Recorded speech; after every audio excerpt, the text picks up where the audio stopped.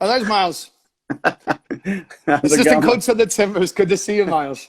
Good to see you too. How's everything How's going? yeah, it's going well. It's going well. How's everything going there? Where have I caught you in your day? I am back in my room after a late breakfast. We've tried to stay on the West Coast Yeah. schedule, so How's it we worked just out do for everything. you Yeah, with doing that schedule? it's been good. It's been good. I mean, we train in the evening, so the schedule kind of stays consistent, with the West Coast schedule. So it's Yeah. been great, and our games have been at night too, so that's helped.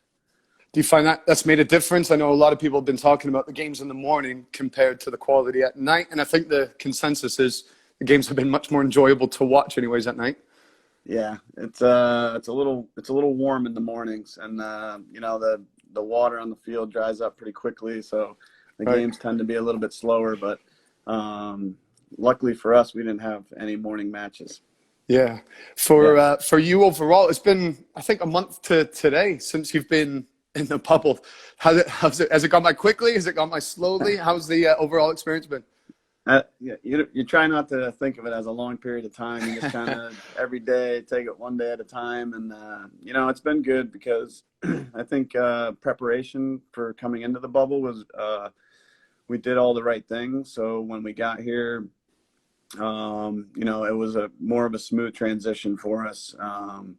And then it's obviously long for everybody, but I think MLS has done a very good job of I think at the beginning with all the testing, and then there there were some positives, and then once all those cleared up and some teams were sent home, I think everybody just felt safe, and it was business as usual, and it's been pretty good. And it's a good sign, I guess, that you're still there with only four teams remaining. For you, with passing the time, what have you done for some enjoyment? I've chatted to the guys, and I hear about table tennis, ping pong being played. I hear about video games being played. What's it like for Yeah. you? Yeah, they've done a good job of setting up like cornhole and tech ball, and they have a stand up like pool table that you can, it's like soccer pool. Okay. But there's a little, we have a pool. Guys will regen in the pool. You have a running trail so you can go for runs. But I I want think to. most of it is just spending time with the guys. Yeah, like with meals, and then also with the staff, just hanging out and talking about soccer and what we'll do next. It's been nice. You said It's that been nice. going with the treadmill. Little inside information. I know the staff like to go for jogs. Is that in the morning when it's at its hottest? And is everybody getting together going for jogs, keep fit? Yeah, we've done big group jogs, and then when there was a lot of people here, everybody was like, wow, they're staff, they're running together, doing everything together, and yeah, and then some of us, Gio's got media to do, so sometimes the runs will be in three, like a group of three and a group of two, and then we'll get back Yeah. together later. Yeah, it's great. But I think it's been good. Everybody's been running and kind of just doing some things that help keep them going.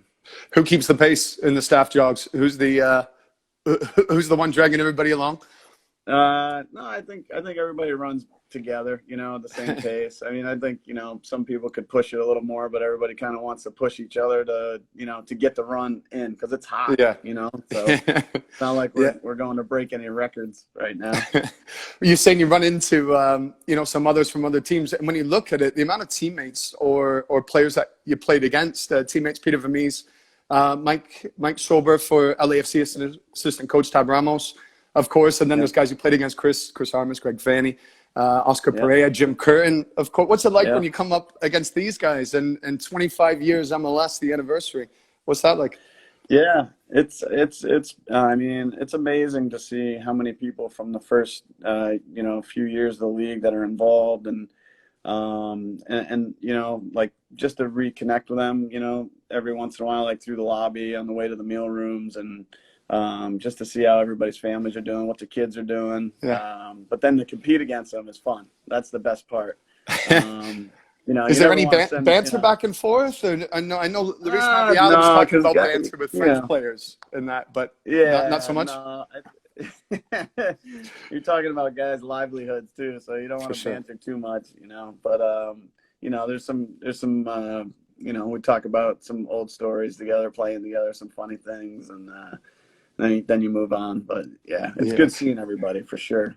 Yeah, you shared some good stories with Jake Ziven earlier at the beginning of everything with Gio and talking about old teammates and in the locker room. It must be good fun to catch up. Yeah.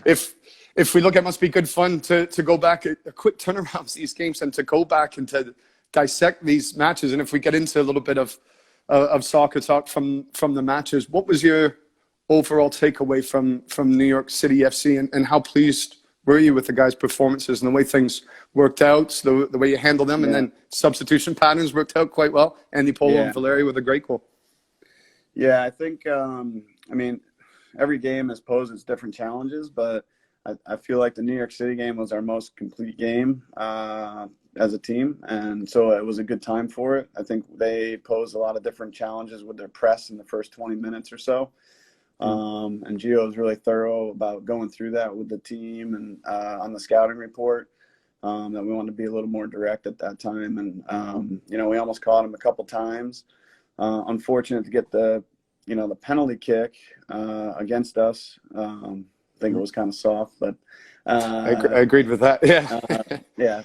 But in those moments, you see kind of what your team's made out of, and these guys are relentless, and that's exactly what we expected them and how to react. And they went, we went down and we scored, and then we just kept our foot on the gas pedal. And credit to the guys. I mean, they've been relentless and ruthless throughout this tournament. It's been awesome to see. Yeah, I know so many players deserve praise for their performances in that match and throughout the tournament. Sebastián Blanco, though, rumblings of MVP for the tournament. I'm doing a little bit of a pre-game talk about his game against New York City FC. He's involved in all 3 goals, but overall his footprint was all over the game. For him, the kind of impact he's had. What's your view? I mean, he's Blanco. I mean, he trains exactly the way he plays. So like for us, it's not a surprise. I mean, he's a big part of this team. I mean, obviously there's a lot of important parts of this team, but his heart is poured into it every training session and every game. And it's really impressive to see. So how are the guys doing? Blanco, of course. How are the rest of the guys? It's another quick turnaround. 3 days. 3 days before New York City FC. 3 days before this match. How are the guys doing, and how are the coaches doing with the prep? Because the scouting to turn things around really quickly must be difficult. Yeah, no, Rohan is doing a great job with Shannon to stay ahead of the curve on the games. So basically by the time the game is over, we have everything cut and, ready to review the next day, even that night sometimes. So from that standpoint, it's been pretty amazing to have the extra person here to help cut the game live as we're playing, and then to be able to see things and moments right there on the bench, which is awesome. So from that standpoint, it's been a new level of for us to have that basically live, and then have have it at halftime, and then to be able to evaluate stuff right after the game. And then from the player standpoint, it's just recovery in between these games. So obviously Nick and the medical staff and do a great job of recovering the guys.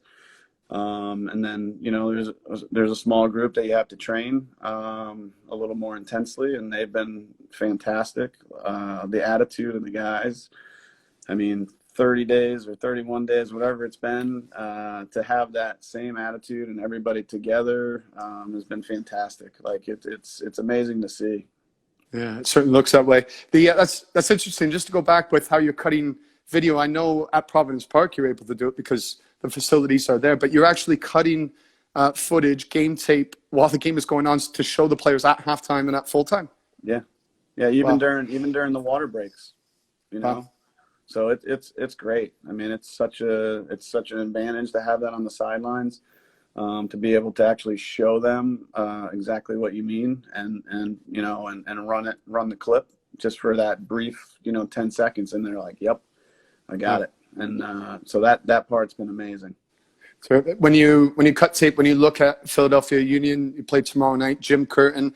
How similar? I've heard this from a few people. I chatted to Nat Borchers, of course, and the similarities between the RSL team that you were assistant coach of. You were there with Borchers. Yeah. With the diamond shape, but also the ethos of the team is the star. Do you see similarities from that?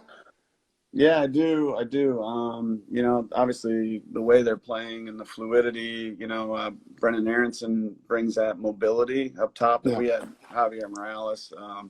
You know, Brendan's, you know, younger, but he is very mobile and he's a good player, very technical. He has some really great creative ideas. And then their diamond is, you know, they defend a little bit differently than we did in Salt Lake, but but their attacking movements and those are very similar to kind of how we played in Salt Lake. So they're a good team. They have a lot of energy. They have good mobility. So it's going to be another tough task, but fortunately for us that we've had tough games along the way.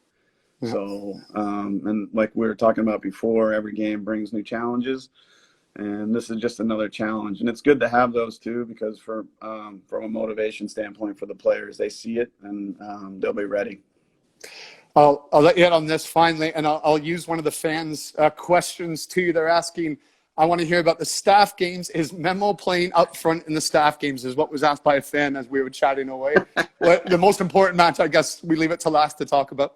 Let's be clear. Memo only plays up front, wide left.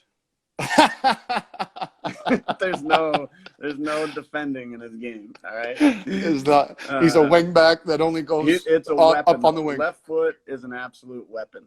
You don't know when it's coming. Yeah, he's good.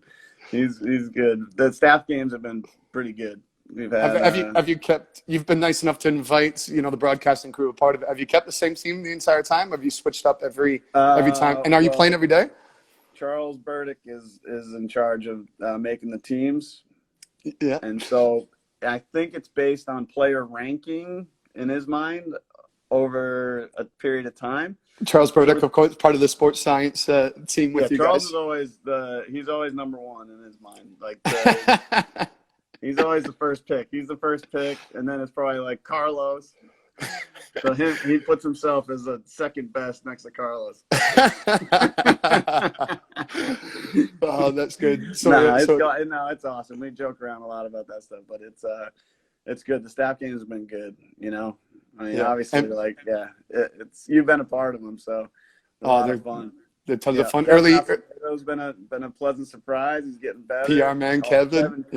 Christiana. Oh man, didn't see it coming. He's a good player.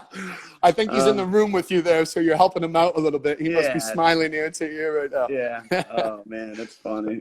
That's great. Early vote for any MVPs from the staff games. I know there's still hopefully a few more games to be played. Man. It depends on how you look at the MVP, someone that's brought the level up because they play. But, there's always the Teich when he gets involved and he's playing well, he can change the game for a team. So, athletic trainer. Yeah, it might be Teichi. Yeah. Oh, that's depending terrific on how to he's hear. playing that day. He's full of enthusiasm always, isn't he?